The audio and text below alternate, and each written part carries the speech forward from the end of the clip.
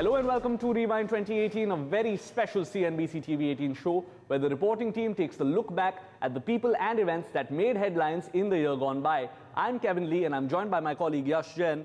Yash, how was 2018 for you? Well, Kevin, without a doubt, the biggest highlight out of 2018 for me was the snow trek which I took very recently. I mean, I've always loved trekking, but this time when the temperature dropped sub-zero and it started snowing, I mean, you just can't ask for a better sight.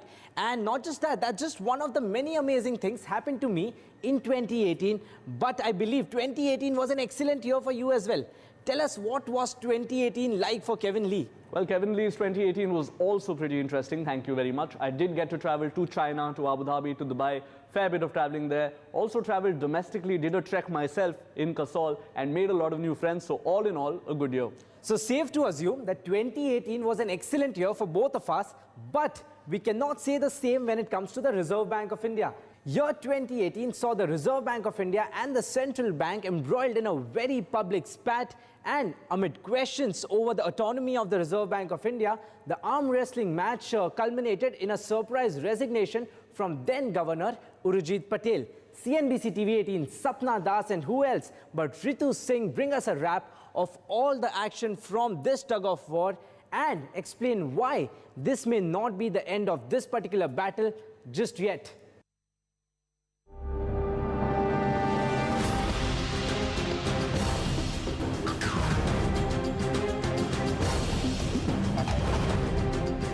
The issue of the central bank and the government. Of course, the government respects the autonomy and independence. I can't conceive how an elective sovereign government bringing to the notice and flagging the issue of credit and liquidity can in any way infringe the autonomy. This, or words in a similar vein, was a popular refrain from the government through much of the second half of the year. But it has done little to take away from the perception among many market watchers that the Reserve Bank of India's autonomy is under threat. The rift between the two had been simmering since the abrupt removal of Nachiket More, a close associate of former Governor Raghuram Rajan, from the RBI board. Matters came to a head sometime in early October when the government started consultations with the central bank under the never-before-used Section 7 of the RBI Act to force the RBI to take certain decisions on three key issues. 1. Relook at RBI's capital framework. 2. Relax the rules that send errant banks under the prompt corrective action norms. And 3. Review RBI's Feb 12 circular on bad loans. On all these, when the government pushed, the then Governor Urjit Patel pushed back. So the RBI's board meeting on the 23rd of October, which lasted over 9 hours, ended without a single resolution being passed. The spat spilled out into public domain 3 days later when Deputy Governor V.L. Acharya delivered a strongly worded speech at an event in Mumbai. He said, and I quote, "The government that does not respect their central bank's independence would sooner or later incur the wrath of financial markets, ignite economic fire, and come to rue the day that they undermine the regulatory institution." In this, Acharya found support from numerous quarters, including from former RBI Governor Raghuram Rajan. Dr. Viral Acharya gave the analogy of T20 versus test match. But let me give you another analogy. The RBI is something like a seatbelt. As a driver, the driver being the government, it has the possibility of not putting on its seatbelt. But of course, if you don't put on your seatbelt, you get into an accident, the accident can be quite severe. So most drivers listen to that annoying noise which comes when you don't put on your seatbelt and actually put on the seatbelt because they know it's for their own good. V.L. Acharya was not the only deputy governor that spoke out against pressures from the government. In a strongly worded speech at Jamshedpur, Deputy Governor N.S. Vishwanathan lambasted the government over the pressure to relax bank lending rules. He said, "It is not that banks have a huge coffer like that of Uncle Scrooge from which they make loans, but it is funds that they raise through deposits that are used for making loans. Banks are not supposed to be shock absorbers of the first resort for difficulties faced by their borrowers, as they do not have the luxury of delaying payments to their depositors." These events stirred up the financial markets, and to calm them down, the Finance Ministry issued a placatory statement on the 31st of October that only managed to signal an uneasy truce, and a short-lived one at that. taking advantage of a rally in emerging Asian markets which led to a recovery in the rupee and in global crude prices, DEA Secretary Subhash Chandra Garg went on the attack and through a couple of tweets confirmed the government's intention to change RBI's capital framework. And so it was that the meeting of the RBI Central Board on the 19th of November took place amid rumours that Governor Patel could resign. The meeting ended on a stalemate. While the capital requirements for bank was left unchanged, the government got its way with the board agreeing to set up a committee to look into RBI's capital reserves. Through all this, Governor Patel maintained his silence even at the monetary policy press conference on the 5th of December. But 5 days later, with less than 4 days to go for RBI's next board meeting, Patel surprised everyone by resigning as governor, citing personal reasons. Within 24 hours, the government named the former DEA and Revenue Secretary Shaktikanta Das as the 25th governor of the RBI. Governor Das has assured the markets of RBI's continued autonomy and independence. But he added, Government is not just a stakeholder, but I mean the government of the day runs the economy, runs the country and manages major policy decisions. So there has to be free, fair, objective and very frank discussion with between the government and the Reserve Bank of India. Shaktikanta Das, a veteran of the Finance Ministry and a seasoned bureaucrat, will have an important task at hand as he takes over the governorship of the Reserve Bank of India, and that will be to mend ties between the central government and the regulator. But more importantly, the new governor, who is seen as the government's man, will have to battle prejudices not only to win the confidence of the markets, but also his own colleagues at the Reserve Bank of India. With Sapna Das in New Delhi, in Mumbai, Ritu Singh. Well, that wasn't the only controversy facing the government this year. When Prime Minister Modi announced his decision to buy 36 Rafale jets from France in flyaway condition more than 2 years ago, the deal was hailed as swift policy action taken for a country in need. However, more than 2 years later, the Rafale deal has become the political hot potato of 2018. Rituparna Bhuyan takes a look back.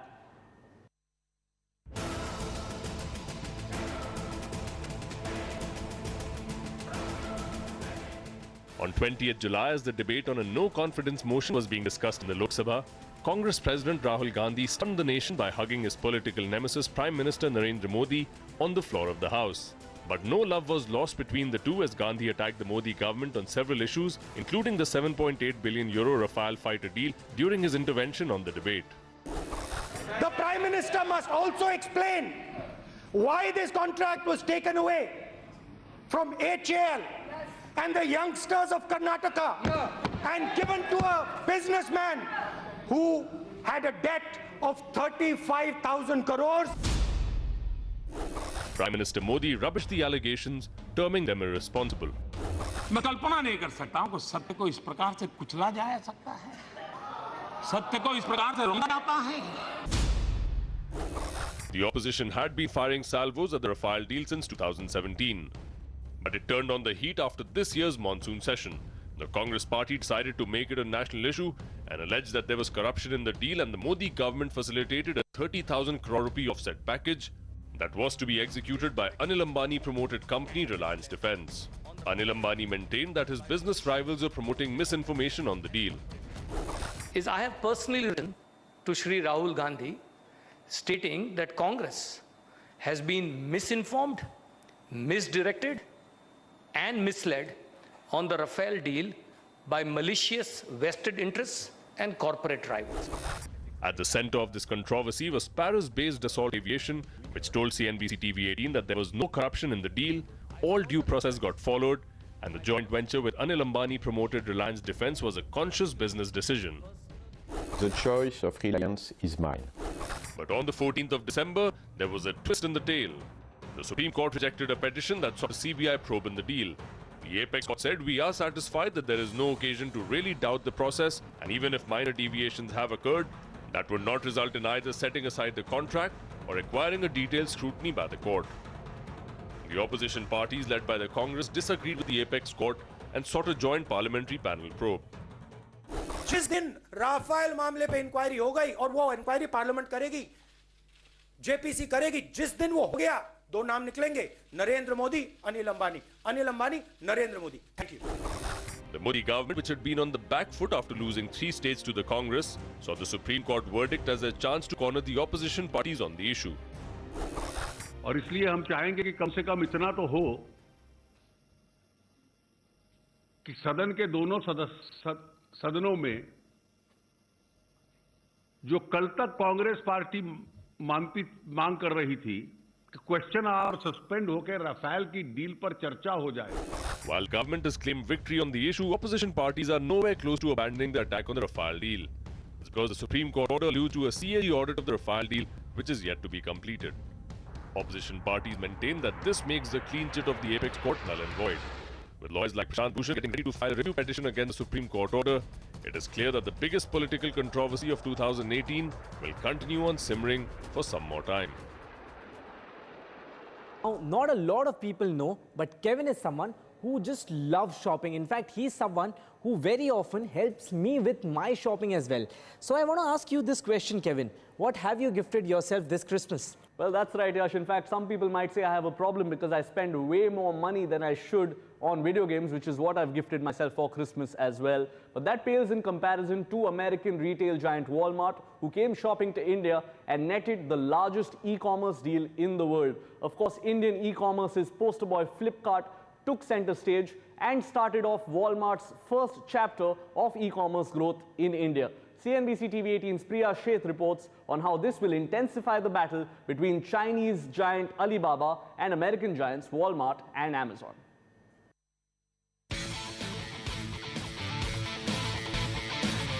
For Binny Bansal and Sachin Bansal, who founded Flipkart from a small house and grew it into a multi-million-dollar e-commerce giant, 2018 has been an inflection point. American retail giant Walmart came calling and liked what it saw and picked up a 77% stake in the apparels to books marketplace for a whopping $16 billion.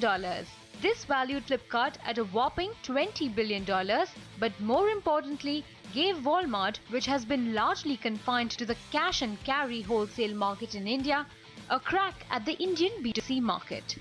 When you look at our investment in India, I think the merits are strong. I think Walmart can add value to Indian society. As you know, we've been there for a long time and I've invested time there. And I really do feel like whether it's the food supply chain, supporting Flipkart can make an even bigger difference in the country. And I think the government will see it that way. Throughout the negotiation stage, or the portion of the stage that found its way to the public domain at least, small traders across the country came out in protest. But in August, the deal got the blessings of the Competition Commission and it went through. Sachin Bansal walked away from the company after the deal, leaving co-founder Binny Bansal in charge of the Indian operations. And despite fears that Walmart would dictate terms, Bansal insisted nothing had changed at Flipkart, not in operations. So the good news is there is no integration plan, and I mean there was no integration plan. That was the part of the plan, was to not have an integration plan. So we continue to be board run. We have a few people from Walmart on the board. So from a market-facing, consumer-facing standpoint, nothing changes at all from an business operating standpoint. So mostly from a compliance and governance perspective, obviously, we need to make sure we comply with all the policies that Walmart globally has. And not in aspirations. It is to do more of the same, to be a global technology powerhouse out of India, the likes of Tencent and Alibaba in China and other companies in the US. So I think that remains the aspiration, with hundreds of millions of people using our services, whether across e-commerce or payments, fintech, and other things we do in the future. Of course, Walmart's acquisition meant Amazon, which had been courting Flipkart to increase its presence in the Indian e-commerce market and keep global rival Walmart at bay in one fell swoop, has had to rework its India strategy and ostensibly eye a stronger presence in the offline retail space. In this, Amazon is banking on the stakes that it has picked up in department store chain Shoppers Stop as well as Aditya Birla Group's retail chain More. Amazon is also in talks with Kishore Biyani's Future Retail for a sub 10% stake. Expectations are that this deal could be closed in early 2019. But this means that the e-commerce game is going to be played by a new set of rules, especially as the other big threat that's China's Alibaba, which has a presence in the online retail as well as the digital payment space, raises the stakes.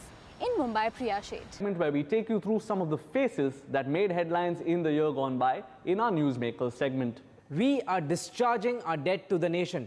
Justice Gogoi's words made headlines at the start of 2018 but resonated in the apex court through the year and earned him the title of a rebel judge. Now CNBC TV 18's Ashmit Kumar takes us through the turbulent year 2018 has been for Justice Gogoi as well as the Indian judicial system.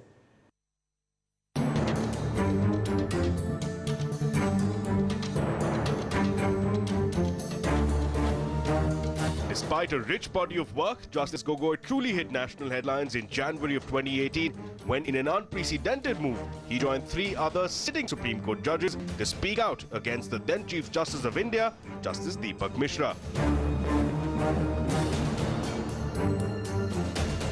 Through cryptic responses, the judges seemed to suggest that then Chief Justice, Justice Mishra, acting under external pressures, was selectively assigning high-profile cases to select judges. This press conference was not the only instance in 2018 when Justice Gogoi took an anti-establishment stance. The next point of clash was the elevation of Justice K.M. Joseph from the Uttarakhand High Court to the Supreme Court. When the government made the elevation difficult, it was seen as payback for Justice K.M. Joseph striking down President's rule in Uttarakhand in 2016. An 8-month-long deadlock ensued, at the end of which Justice Gogoi and other members of the Collegium got their way and the government approved Justice Joseph's elevation to the Supreme Court.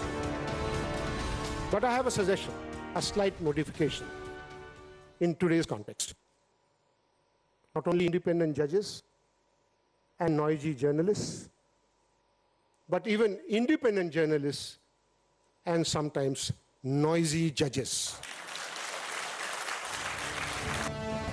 Justice Gogoi's anti-status quo positions, however, led to speculation that his elevation as the next Chief Justice of India might not go through, even though he enjoyed seniority.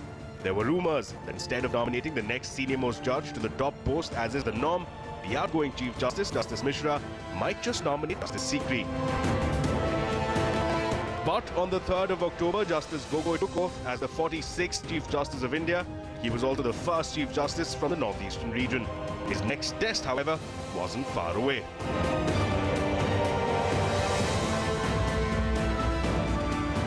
The government's decision to buy 36 Rafale fighter aircrafts attracted 4 public interest litigations, and the battleground was Justice Gogoi's courtroom. Justice Gogoi dismissed all the 4 petitions that questioned various procedural aspects of the deal being struck, only to find less than 48 hours later, the government itself admitted to factual inaccuracies in its submissions, but blamed it on misinterpretation or ambiguous grammar.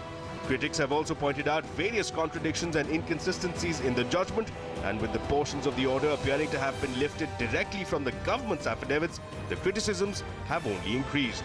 Given the factual inaccuracies that the government has admitted to, the petitioners have termed the judgment void and planned a move for it to be recalled.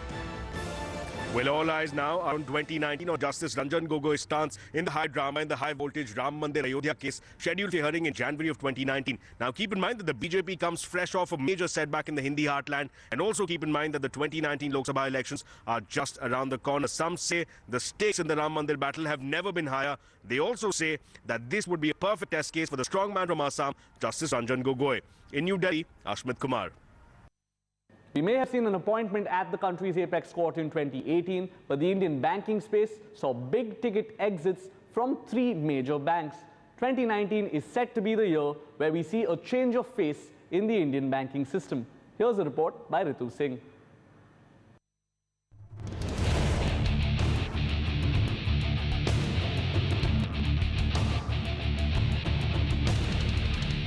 There is a crisis of leadership emerging at India's top privately held banks, with the chief executives of 3 large banks being forced to exit prematurely. While Chanda Kochar resigned from the post of MD and CEO of ICICI Bank in October, Shikha Sharma is leaving Axis Bank in December, and Rana Kapoor will be leaving Yes Bank by the end of January next year. The most recent casualty has been Rana Kapoor, the co-founder and CEO of India's 4th largest private sector lender, Yes Bank. Sources with knowledge of the matter told CNBC TV 18 that Kapoor was forced to exit the bank he co-founded because of RBI's concerns over governance, accounting practices and underreporting of bad loans. Since then, concerns relating to corporate governance following multiple board-level resignations and potential conflict of interest due to Rana Kapoor's family companies investing in other lending institutions have also plagued Yes Bank, with several rating agencies downgrading the stock. Kapoor's successor is due to be named very soon. Chanda Kochhar, one of the first women to head a bank in India, shattered many glass ceilings along her meteoric rise at the country's largest private bank. 56-year-old Kochhar, who rose to occupy the corner office at ICICI Bank in 2009, led the bank for almost a decade before allegations of conflict of interest, lack of disclosures, and quid pro quo while dealing with loans to Videocon Group consumed her otherwise spotless career. In the face of these allegations, Kochhar chose to quit from the bank in October. The bank has already named Sandeep Bakshi, a long-time veteran of the ICICI Group, as its Chief Executive Officer for a period of 3 years. Another ICICI Bank prodigy, Shikha Sharma, will be leaving Axis Bank by the end of this year. Sharma paid the price of aggressive growth strategy that she adopted during her tenure and faced the worst when the infrastructure lending boom cycle turned. The bank was left with a large pile of bad loans, much like its peers. But just like Yes Bank, it also reported a large divergence, raising questions on underreporting. To add to the pressure, the bank came under fire during demonetization for allegations of money laundering activities through some of its branches. The bank has now appointed HDFC Life's Amitabh Chaudhary to succeed Sharma when her term ends. The message is loud and clear. The regulator has decided to get tough, and the cleanup at the Indian banks will continue even with casualties along the way. Now, with the face of the Indian banking changing, the new leadership will have to operate in an equally tough, if not tougher, environment. In Mumbai, Ritu Singh. Well, what a roller coaster ride year 2018 has been, and with that, it's also time to wrap up this special edition of Rewind 2018. Here's wishing all our viewers a very happy, healthy and prosperous 2019.